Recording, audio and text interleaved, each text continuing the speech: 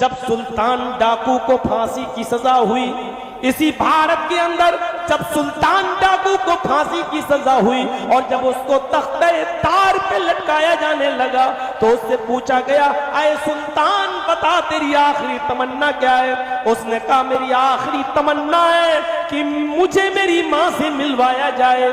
माँ को बुलाया गया और सुल्तान डाकू के सामने उसकी माँ को खड़ा कर दिया गया।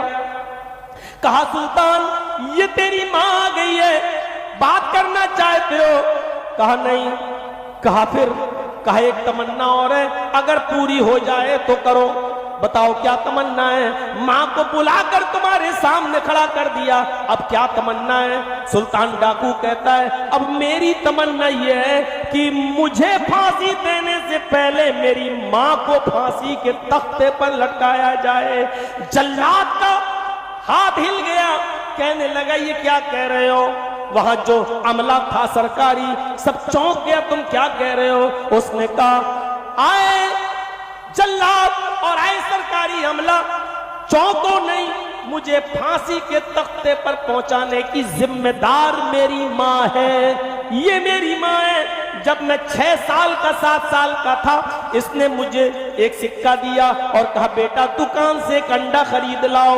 मैं अंडा लेने के लिए गया, दुकानदार ने अंडा लिख दिया, कहने लगा पैसा लाओ। मैंने कहा अभी तो दिया था, हालांकि मैंने दिया नहीं। लोग कहने लगे बच्चा है झूठ थोड़ी बोलेगा।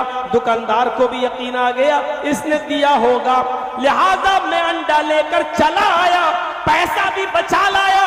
और जब मैंने अंडा अपनी माँ को दिया और पैसा भी अपनी माँ के हाथ में रखा तो माँ ने पूछा बेटा ये सिक्का तो मैंने अंडे के लिए दिया था।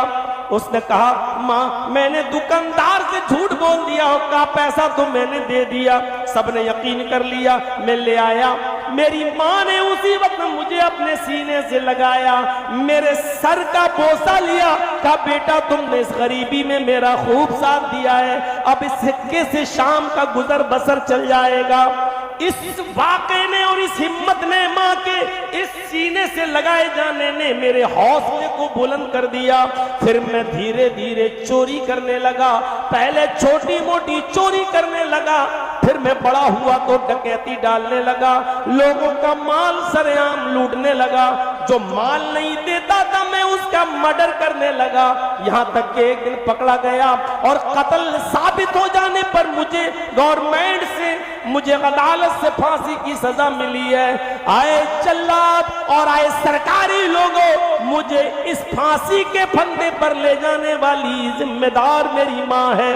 जिस दिन 6 साल की उम्र में मैं एक सिक्का बचा के लाया था, उसी वक्त अगर इसने मेरे गाल पर एक थप्पड़ मारा होता और मुझे ले जाकर उस दुकान पे गई होती और कहा होता भाई साहब ये सिक्का तुम्हारा है, अंडे का पैसा मेरे बच्चे ने नहीं दिया है, मैं अब लेके आई हूँ, ये पैसा ले लो और मुझे माफ कर दो। अगर उसी वक्त थप्पड़ मारा होता तो मैं इतना बड़ा चोर और इतना बड़ा डाकू नहीं बनता। माँ को फांसी के फंदे पे लटकाओ, लेकिन ये उसकी तमन्ना पूरी नहीं की गई और सुल्तान डाकू को तख्तेदार पे लटका दिया गया। मैं कहना ये चाहता हूँ मेरे भाइयों, अपने बच्चों को नेक बनाओगी तो वो होगी माँ, बुरा बनाने वाली भी होगी माँ। आज गौर करो, माँ और बाप भी गौर करें अपनी औलाद पर। तुम्हारा बेटा 12 बजे रोजाना, रात में 1 बजे रोजाना घर आ रहा है, कौन जिम्मेदार है? तुम्हारी बेटी अपने घर में रात के 12 बजे और 1 बजे तक ड्रामा देख रही है, मोबाइल में और व्हाट्सएप चला रही है, फेसबुक चला रही है, इसकी जिम्मेदार कौन है? तरबियत कहाँ चली गई? ये हर माँ और हर बाप गौर करे। बेटों पर नजर बाप रखे, बेटियों पर नजर माँ रखे।